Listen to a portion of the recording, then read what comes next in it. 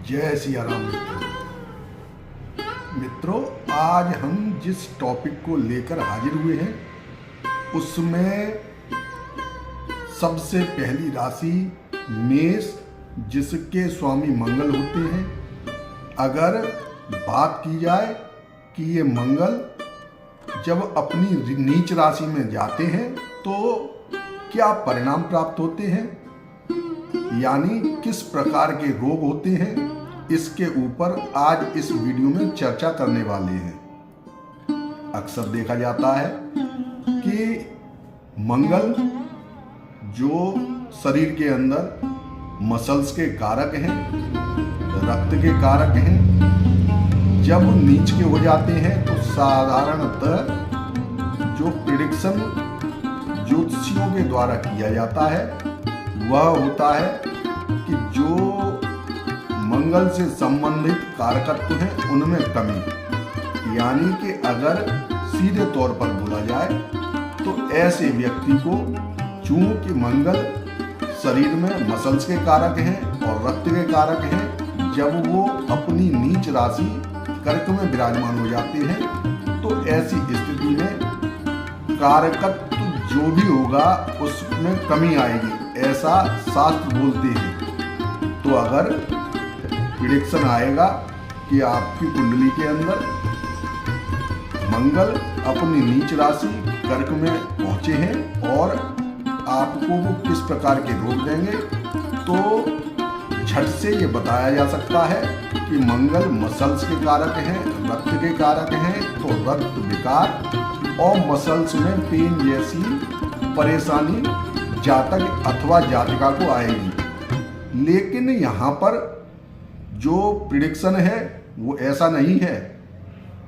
दरअसल जो काल पुरुष की कुंडली है उसमें चतुर्थ भाव छाती से लेकर संबंधित है, यानी चतुर्थ भाव छाती का प्रतिनिधित्व करता है। अगर मंगल नीच राशि का होता है तो वो निश्चित है कि वो कर्क राशि में जाकर नीच का होता है। मेष लग्न है और लग्नेश मंगल नीच राशि में है तो वो इस प्रकार चतुर्थ भाव में नीच का होगा, यानी मंगल कर्क राशि में नीच का होगा। और जो कर्क राशि है वो राशियों में चौथे नंबर पर आती है, तो चौथे भाव में जाकर मंगल नीच का हो जाएगा, कर्क राशि में नीच का मंगल होगा। ऐसी स्थिति में मंगल का प्रभाव छाती के ऊपर होगा, तो जो जातक और जातिका हैं जिनकी मेष लग्न में मंगल नीच का है उनको छाती से संबंधित बीमारियों की आशंका रहेगी। वो फेफड़ों के रोग से ग्रसित हो सकते हैं, छाती में उनके दर्द हो सकता है या छाती संबंधी और भी रोग उनको सता सकते हैं। अब यहाँ पर बात आती है कि रोग की बात हो गई, इन रोगों की रोकथाम कैसे की जाए। तो जो ज्योतिष शास्त्र है वो कहता है कि सबसे पहले आपको औषधि से उपचार कराना चाहिए, यानी औषधि प्रथम है। तो आप किसी डॉक्टर से या किसी आयुर्वेदाचार्य से अपनी समस्या का समाधान ले सकते हैं। दूसरे नंबर पर होम की बात की जाती है। होम यानी कि हवन, तो आप हवन की व्यवस्था करें और ओम अंग अंगारकाय नमः का जाप करें और हवन में आहुति दें।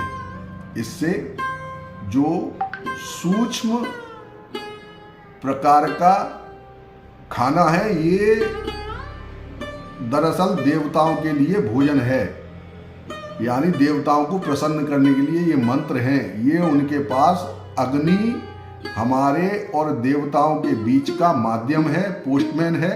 जब आप अग्नि में किसी भी प्रकार का हवन अभिमंत्रित या मंत्र के साथ करते हैं तो उन मंत्रों का प्रभाव और उन मंत्रों का संदेश सीधा देवता के पास पहुंचता है।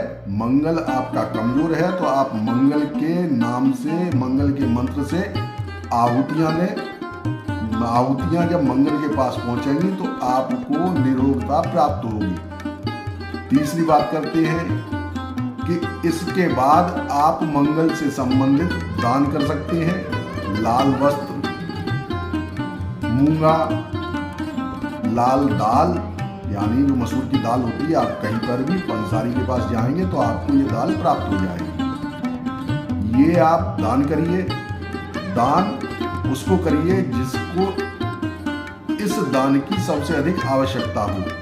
अगर कोई ऐसा उपयुक्त प्राणी नहीं मिल रहा है तो आप किसी मंदिर में भी इसको दान कर सकते हैं, या आप देखिए कि आपके आसपास कोई ऐसा व्यक्ति जिसको इस दान की सबसे ज़्यादा आवश्यकता हो, उसको दान करने से आपको बहुत अच्छे फल प्राप्त होंगे। इसके बाद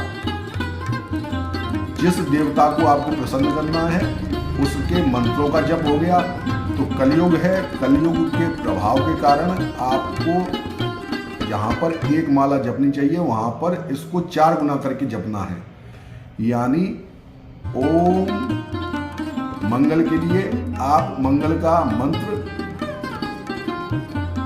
ओम अंगारकाय नमः का जाप करिए, 4 माला नित्य जाप करिए, आपको आपकी बीमारी में लाभ प्राप्त होने लगेगा। इसके बाद बात आती है रत्न की। तो रत्न मंगल का मूंगा है जो कि आपकी इस वाली उंगली में धारण किया जाता है। मैं भी पहने हुए हूँ। तो इस वाली उंगली में मूंगा धारण किया जाता है। तांबे में मूंगा धारण करिए, आपको लाभ प्राप्त होंगे। आज हमने मंगल के मेष राशि में नीच के होने पर जातक को क्या बीमारी हो सकती है इसके ऊपर चर्चा की। आगे अन्य विषयों पर चर्चा करेंगे। तब तक के लिए मुझे आज्ञा दीजिए।